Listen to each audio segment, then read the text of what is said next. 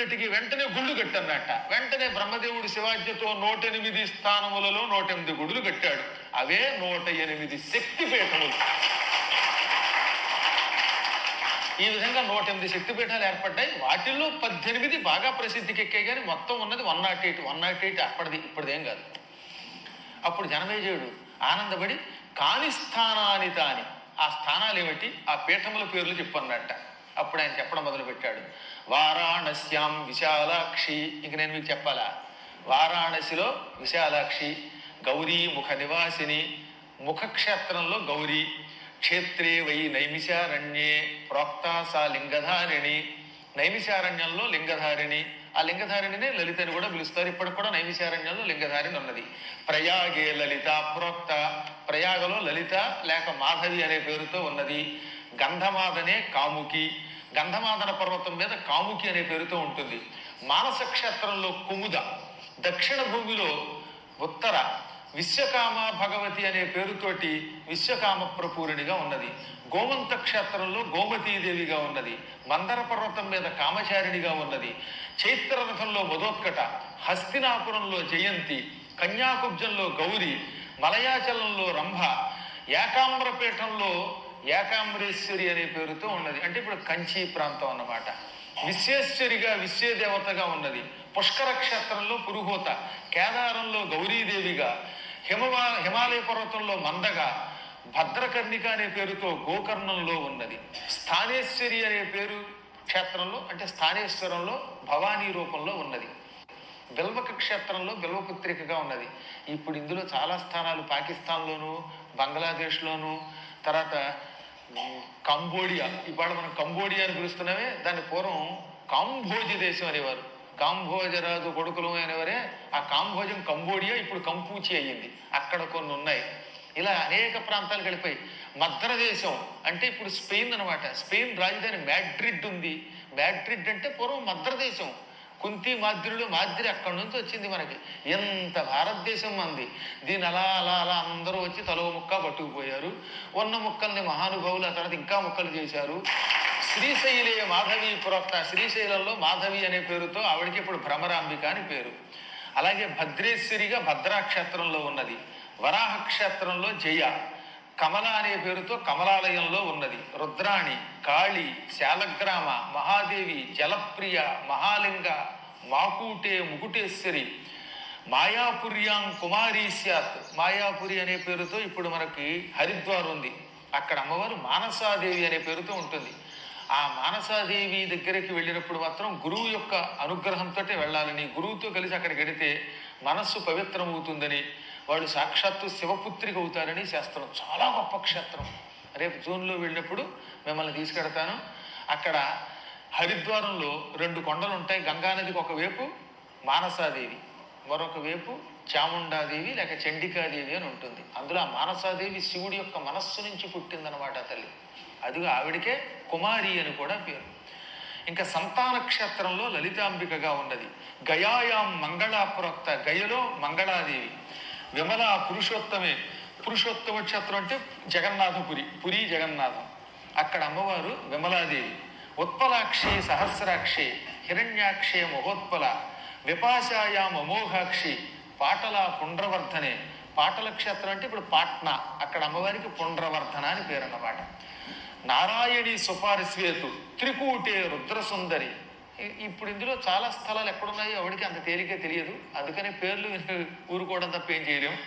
కానీ త్రికూట పర్వతం మాత్రం ఇప్పటికీ బీహార్ విడిపోయింది కదా, ఆ విడిపోయినటువంటి బీహార్లో ఉన్నది. కాశీకి దగ్గరలో ఇప్పటికి కూడా అక్కడ త్రికూట పర్వతం అనే పేరుతో ఉండేది. అక్కడ అమ్మవారు రుద్రసుందరి పేరుతో ఉంటుందన్నమాట. జార్ఖండ్ ఏదో దానికి పేరెట్టారు ఆ మధ్యన. విపులే విపులాదేవి, కళ్యాణి మలయాచలే, సహ్యాద్రే ఏకవేర, హరిశ్చంద్రేతు చంద్రిక, రమణ రామతీర్థేతు, యమునాయాం మృగావతి, కోటరి కోటతీర్థేతు, సుగంధ మాధవేవనే, గోదావర్యాం త్రిసంధ్యాతు, గంగాద్వారే రతిప్రియ, శివకుండే శుభానంద, నందిని దేవికాతటే, రుక్మిణి ద్వారవత్యాంతు, రాధా బృందావనేవనే, దేవకీ మధురాయాంతు, పాతాళే పరమేశ్వరి, చిత్రకూటే తథా సీతే, వింధ్యే వింధ్యాదివాసిని. ఈ ప్రాంతాలు మాత్రం మధుర ఉంది, మధురలో దేవకి ఉంది, ద్వారకలో రుక్మిణి కనపడుతోంది, బృందావనంలో రాధ ఉన్నది. పాతాళానికి ఇప్పుడు మిమ్మల్ని తీసుకెళ్ళడం నాకు కష్టం, తీసుకెడితే మళ్ళీ పురాణం చెప్పడానికి పైకి రాలేం కనుక పాతాళానికి మాత్రం ఇప్పట్లో తీసుకెళ్ళే టైం వచ్చినప్పుడు అప్పుడు తీసుకెళ్తాను. ప్రస్తుతానికి అధపాతాళానికి వెళ్లకుండా ఉంటే చాలు. చిత్రకూట పర్వతానికి మొన్నే తీసుకెళ్ళాను చాలామందిని, అక్కడ సీతారూపంలో ఉంది. వింధ్య పర్వతం కాశీకి ఇంచుమించుగా ఒక 100 కిలోమీటర్ల దూరంలో ఉంటుంది. కాశీ వెళ్ళి వాళ్ళు వింధ్యకు వెళ్ళి తీరతారు, చక్కగా కారు చేసుకుంటే 3 అవర్స్ ప్రయాణం పడుతుంది. ఆ రూట్లు కొంచెం చిన్నవి కనుక అక్కడ అమ్మవారు వింధ్యాచల నివాసి అనే పేరుతో ఉంటుంది. అక్కడ 9 రోజులు దేవి భాగవతం చెప్పాను, మళ్ళీ ఎప్పుడో చెప్పుకుందాం. కరవీరే మహాలక్ష్మి. ఇప్పుడు మనం కొల్హాపురం అంటున్నామే, అక్కడ మహాలక్ష్మి పేరుతో ఉన్నది అమ్మవారు. ఉమాదేవి వినాయకి, వినాయక క్షేత్రం అని ఒక క్షేత్రం ఉన్నది, అది గోకర్ణం దగ్గర ఉంటుంది. అక్కడ అమ్మవారు ఉమాదేవి రూపంలో ఉన్నది. ఆరోగ్య వైద్యనాథేతు, పార్లే వైద్యనాథంలో అమ్మవారి పేరు ఆరోగ్యాదేవి. ఇప్పుడు పేర్లు వాళ్ళు మార్చారు, కానీ నిజానికి ఈ పార్లే వైద్యనాథంలో ఉన్న అమ్మవారి అసలు పేరు ఆరోగ్యాదేవి. మహాకాళే మహేశ్వరి, ఉజ్జయిని మహాకాళిగా అమ్మవారు మహంకాళిగా, మహాకాళిగా, మహేశ్వరిగా పిలువబడుతోంది. అభయత్యుష్ణ తీర్థేషు, బదరీలో ఒక ఉష్ణకొండం ఉంది తెలుసు కదా, అందరూ వేడి నీళ్ళు వస్తాయి, స్నానం చేస్తాం. ఆ ఉష్ణతీర్థం దగ్గర అమ్మవారు నితంబ అనే పేరుతో ఉన్నది. మాండవ్యే మాండవీనామ, ఈ మాండవ్య క్షేత్రం పాకిస్తాన్లో ఉన్నదన్నమాట. అక్కడ అమ్మవారికి మాండవి అని పేరు. మాహేశ్వరీపురంలో స్వాహాదేవి అనే పేరుతో ఉంటుంది.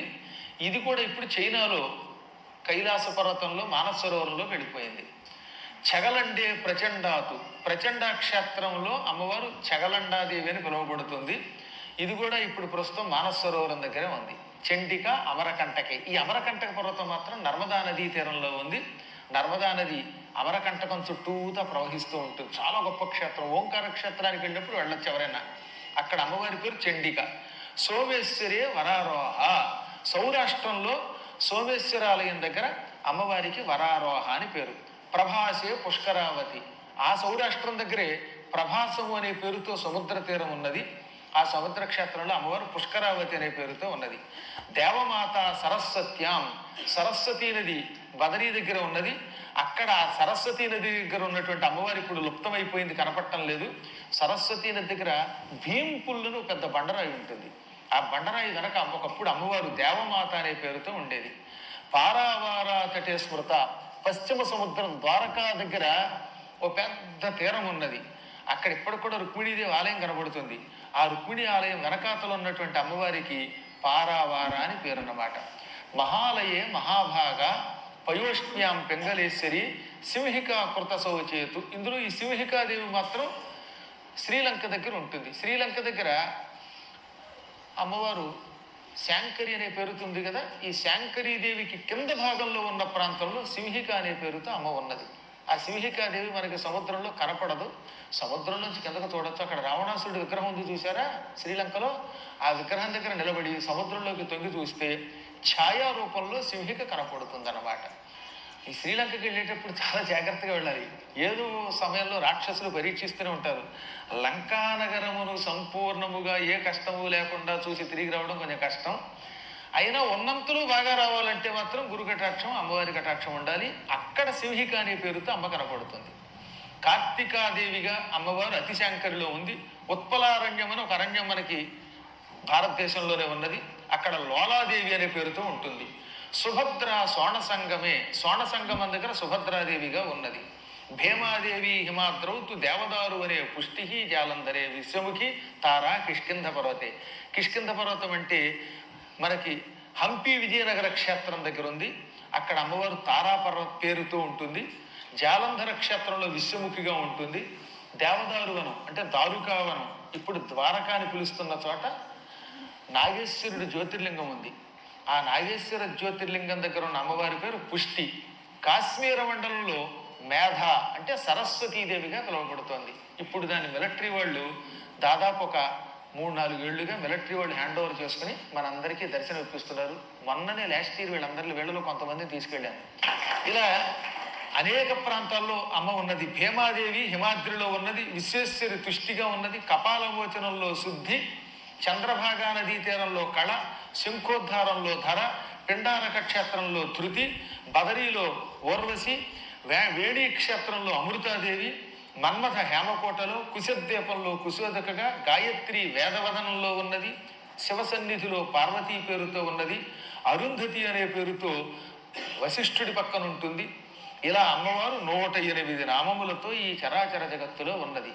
ఈ నామములలో ఉన్నటువంటి అమ్మవార్లు కలియుగములో 3 వరకు మానవులకి దర్శనం ఇవ్వని ఇక్కడే చెప్పాడు. కలియుగంలో ఇవి మనకి దర్శనం ఇవ్వాలంటే మనం చాలా కష్టపడాలి. మానసికంగా చూడగలం కానీ భౌతికంగా చూడలేము. ఇంకా ఒక మాట చెప్పాడు ఇక్కడ, ఈ శక్తిపీఠములు అమ్మవారి అవయవములు పడ్డ స్థలాలు కాబట్టి అక్కడ గుడి ఉండక్కర్లా, స్థలమునకు వెడితే చాలు. ఎందుకు ఈ మాట అంటున్నారో తెలుసా? ఈ మధ్యన వాడు ఎవడో అన్నట్ట లంకలో అసలు శాంకరీయ లేదు, వెళ్ళడం వేస్ట్ అన్నట్ట. లంకలో శాంకరీదేవి అంటే అక్కడ ఏమన్నా రూపాలు ఉంటాయా? అమ్మ యొక్క అవయవంలో ఒక భాగం పడింది కనుక అక్కడికి వెడితే చాలు. కనుక అక్కడ గుడి ఉండక్కర్లా, స్థలమే గొప్పది. స్థలమును చూస్తే చాలు. అక్కడ ఏ గుడి ఉంది, గోపురం ఉంది, ఇంకోటి ఉన్నది అనేది అనవసరం.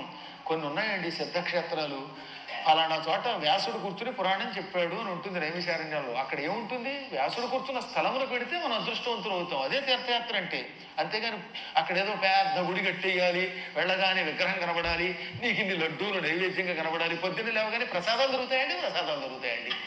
ఆ ప్రసాదం కాదు, శుభ్రంగా దైవీ ప్రసాదం పొందండి చాలు. కాబట్టి శక్తిపీఠములకు వెళ్ళేటప్పుడు అక్కడ గుడి ఉందా, గోపురం ఉందా అక్కర్లేదు, అక్కడికి అడుగు పెట్టడమే యోగం. ఇవి సతీదేవి యొక్క అంగభూతములైన పీఠములు. ఇవి అత్యంత పవిత్రమైనవి. యస్మరేతు శృణుయాద్యాపి నామాష్టశతముత్తమం సర్వ పాప వినిర్ముక్త దేవీలోకం పరం వ్రజేత్.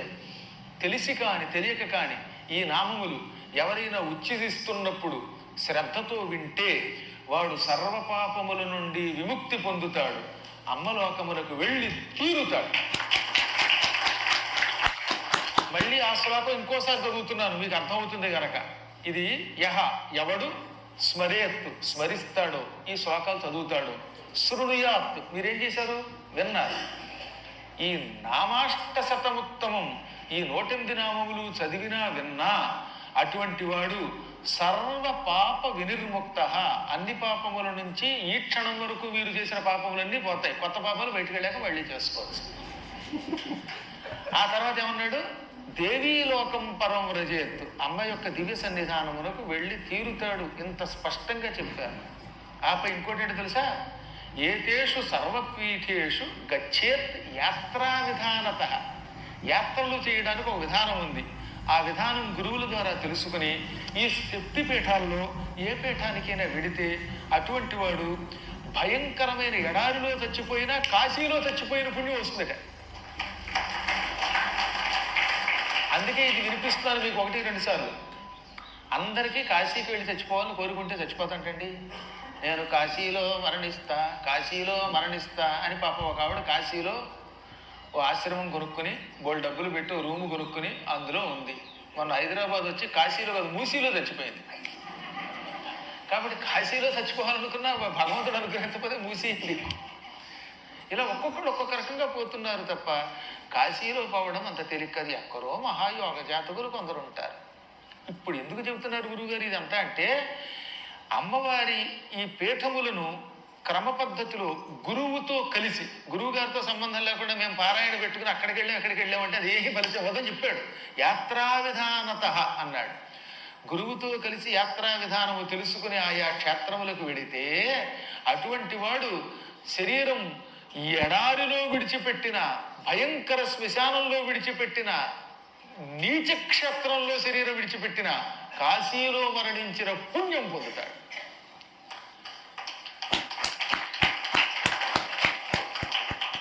ఈ క్షేత్ర విశేషాలు నీకు చెప్పాను నాయన. ఈ క్షేత్రములను తెలుసుకోవడానికి ఒక ఉపాసన ఉన్నది. దానికి మాయాబీజ పీఠ ఉపాసన అని పేరు. ఈ ఉపాసన శ్రద్ధతోటి గురువు దగ్గర స్వీకరిస్తే అటువంటి వాడి ఇల్లు మణిద్వీపం అవుతుందట. కొంతమంది ఈ 18 పీఠాలకు కూడా ఇందాక చెప్పినట్టుగా గురువుతో వెళ్ళలేరు. అసలు కాశీలో మరణించడం పక్కన పెడదాం, 18 పీఠములకు గురువుల్ని వెంట పెట్టుకుని విధానంతో యాత్ర చేయటం కష్టం. అవి కూడా చేయలేము. అప్పుడేం చేయాలి? తాను నమ్మిన గురువు యొక్క పాదములు గట్టిగా పట్టుకుని ఈ ఉపాసనా రహస్యం రెండవ వాడికి చెప్పకుండా మాయా బీజముతో హృదయ నివాస యోగమని ఒకటి పుచ్చుకుంటే ఆ జపం చేసిన వాడి ఇల్లు ఆ క్షణం నుంచి మణిద్వీపం అవుతుంది. వాడికి అమ్మవారికి తేడా ఉండదు. ఆ ఉపాసన చేసేటటువంటి పురుషుడైతే భైరవుడు, స్త్రీ అయితే భైరవి అవుతారు. అటువంటి వాళ్ళు ఈ జన్మలోనే శాశ్వతంగా మణిద్వీపానికి పెడతారు. దీనికి కావలసిందల్లా అత్యంత శ్రద్ధ, అత్యంత భక్తి. అలాంటి వాళ్ళని అనుగ్రహిస్తారు. తర్వాత ఇంకో మాట చెప్పారు, ఇప్పుడు ఇందాక చెప్పిన నామములట ఎల్లప్పుడూ చేసుకోవచ్చు. శ్రాద్ధకాలే పఠేదేతన్ నామాష్టశతముత్తమం తృప్తాహ తత్పితర సర్వే ప్రయాంతి పరమాంగతి. ఈ నామములు ఇంట్లో పిండ ప్రదానాలు చేసేటప్పుడు, శ్రాద్ధాలు పెట్టేటప్పుడు, తద్దినాలు పెట్టేటప్పుడు చదివితే ఈ 108 నామాలును పితృదేవతలు బ్రహ్మానంద భరితులై వంశాభివృద్ధి ఇస్తారు. వాడు నరకానికి పోడు. పితృదేవతల కార్యక్రమం బాగుండాలంటే ఈ నామాలు ఏం చేయాలన్నమాట? శ్రద్ధతో చదవాలి. ఇవి అత్యంత పవిత్రం అని 1-2 సార్లు చెప్పాడు. ఆ తర్వాత ఇప్పుడు జనమేజయుడు బ్రహ్మానంద భరితుడై ఇప్పుడు శరీరం విడిచిపెట్టిన అమ్మవారి శరీరం ముక్కలయ్యేది. ఆ ముక్కలనేమో శక్తిపీఠాలుగా చేశారన్నావు. మళ్ళీ అమ్మ ఎలా ఆవిర్భవించిందో చెప్పన్నాడు. అప్పుడు ఆయన మళ్ళీ చెబుతూ శరీరం విడిచిపెట్టేసింది కదా